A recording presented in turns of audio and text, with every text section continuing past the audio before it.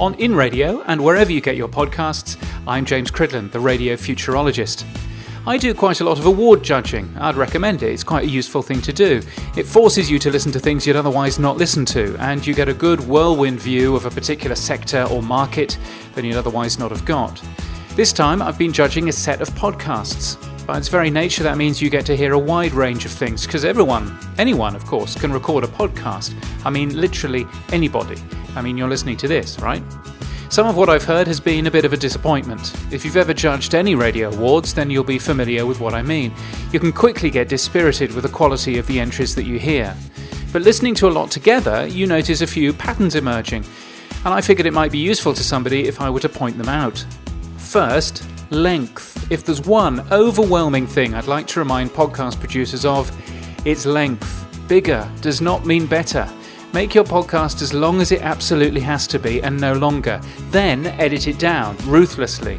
Making a one-on-one interview podcast be almost 2 hours long, yes, I did hear one, either means A, you don't care about your audience's time, which means you're stupid, B, you don't know how to edit audio, which means you're stupid, or C, you don't want people to listen to it, which means you're stupid.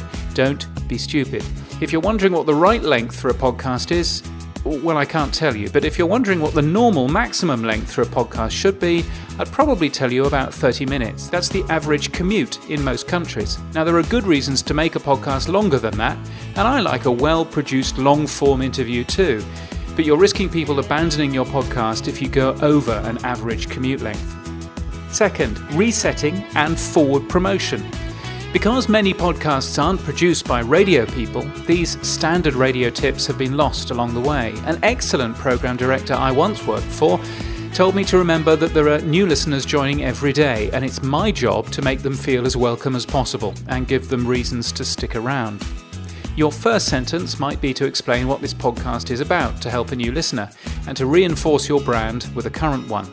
If you have an interview, tell me the guest first and why I should stick with you. This was a really fascinating interview with Richard Branson, and I think you'll love it, is not a sell.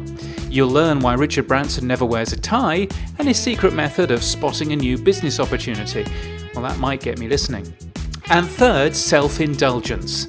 Many podcasts are put together as a bit of a hobby, I understand that, and yes, they should be fun to put together, but just as self-indulgence can mean a 2-hour podcast, self-indulgence can also mean too much banter, too many in-jokes, and a loss of focus.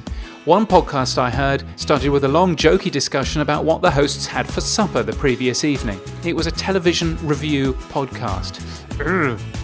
Now, there are another 4 lessons for podcasters based on data rather than just my own hunches from NPR in the show notes.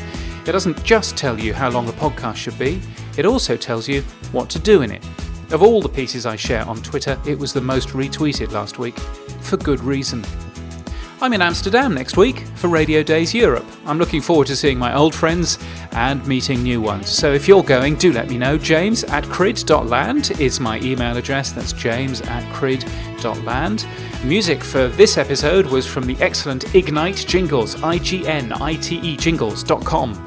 And until next time, keep listening.